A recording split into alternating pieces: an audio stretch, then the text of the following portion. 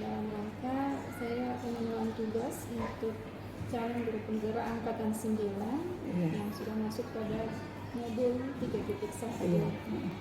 Baik Ibu, saya mulai saja pertanyaan untuk wawancara. Selama ini Ibu sudah sebagai kepala sekolah, kira-kira bagaimana Ibu dapat mengidentifikasi kasus-kasus yang merupakan dilema etika atau bujukan moral? Iya, terima kasih. Terlebih dahulu saya ucapkan selamat untuk adik atau untuk ibu yang sudah sampai dengan modul 3.1 pada program guru penggerak.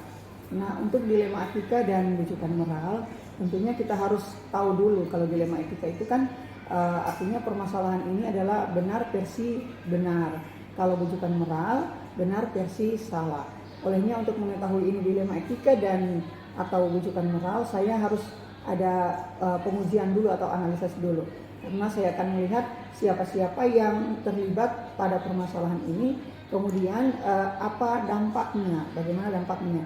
Apakah ini berdampak antara individu dan kelompok, atau ada rasa keadilan dan kasih sayangnya di situ. Itu yang saya ujikan untuk menentukan apakah ini dilema etika atau bujukan moral. Baik Ibu, kemudian selama ini dalam menjalankan pengambilan keputusan di sekolah ini, yang terutama untuk kasus-kasus mana yang ada dua kepentingan yang sama-sama benar atau sama-sama mengandung nilai-nilai kebajikan? Langkah-langkahnya, yang pertama tentunya saya melihat dulu apakah ini masalah antara individu dan masyarakat. Berarti di situ saya menentukan kalau dia individu dan masyarakat, saya melihat siapa-siapa yang terlibat dalam permasalahan ini. Yang berikut saya melihat apakah dia berdampak pada pribadi ataupun kepada kelompok orang yang banyak. Dan yang berikutnya saya melihat faktanya. Jadi tidak semena-mena saya menentukan ini masalah dilema etika kalau hanya satu orang yang saya wawancarai atau dari orang satu orang saja yang memberikan informasi. Tentunya saya harus melihat fakta-fakta yang lain yang ada di lapangan. Kemudian selanjutnya prosedur seperti apa yang dilakukan selama ini untuk mengambil keputusan? Ya, yang pertama saya menentukan nilai-nilai yang saling bertentangan ini. Misalnya kalau ada satu kasus, salah satu guru misalnya dia sementara mengajar di kelas, sementara sudah ada pergantian jam pelajaran. Pergantian jam pelajaran ini ada beberapa siswa yang belum menyelesaikan tugas, sebagian juga sudah menyelesaikan tugas. Nah, ada guru lain yang menunggu di luar. Ini kan akan terjadi satu permasalahan kan, karena satu sisi jamnya sudah selesai, kemudian ada guru yang menunggu di luar yang akan bergantian jam, sementara satu sisi yang lainnya ibu guru juga ingin anak-anak ini tuntas mata pelajarannya. Jadi dia harus melihat nilai-nilai yang bertentangan tersebut, mana yang banyak berpihak kepada orang banyak.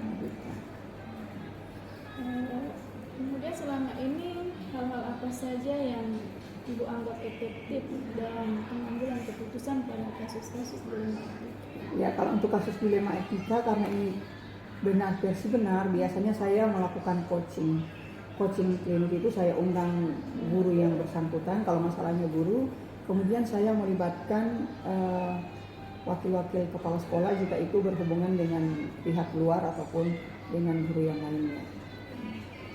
Tadi hal-hal, sekarang tantangan apa yang biasa Ibu hadapi dalam pengambilan keputusan? Iya, tantangannya itu kan biasanya karena ada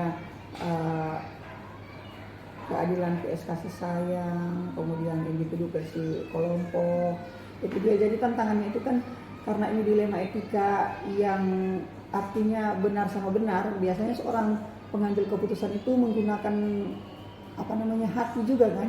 Hati. Jadi di sini kalau kita menggunakan hati dan pikiran kita sama-sama itu barangkali tidak masalah. Tapi ketika menurut pikiran kita ini salah, kemudian hati kita merasa sayang kepada orang tersebut, disitulah tantangan bagi saya. Karena di satu sisi hati tidak tega ketika memberikan satu keputusan, sementara pikiran harus menuntut atau menurut pikiran kita atau regulasi ini yang benar. Selanjutnya Ibu, apakah Ibu mempunyai cara variabel tertentu dalam menyelesaikan kasus-kasus dilema etika. Ya, dilema etika ini kan kita tidak tahu kapan terjadi. Kan kalau memang terjadi pada saat itu dan membutuhkan keputusan pada saat itu, maka saya selesaikan pada hari itu juga. Tetapi kalau nanti kasusnya masih boleh saya catat, kemudian nanti akan saya bahas di tiap bulan, itu juga kami punya rapat evaluasi per bulan, ada yang per triwulan dan juga ada per semester. Jadi ini bisa saya bahas sekaligus pembinaan untuk guru dan juga siswa biasanya.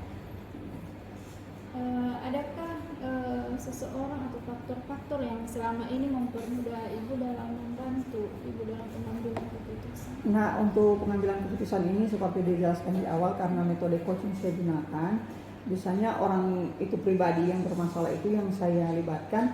Tetapi kalau memang ada keputusan yang biasanya orang itu tidak menerima, misalnya kan benar versi benar, saya mengarahkan misalnya ini yang benar dilaksanakan. Sementara orang ini lebih mau terlibat mau memilih sesuai dengan pilihannya. Ada kan faktor yang seperti itu yang terjadi, maka saya biasa melibatkan wakakur ataupun wakil kepala sekolah kesiswaan. Dia bisa memberikan arahan atau memberikan solusi agar masalah ini dua-duanya pilihannya ini tidak akan berdampak kepada orang lain. Yang terakhir ibu, dari semua tadi yang ibu telah sampaikan, kira-kira pembelajaran atau pengalaman apa yang dapat ibu ambil dalam pengambilan keputusan?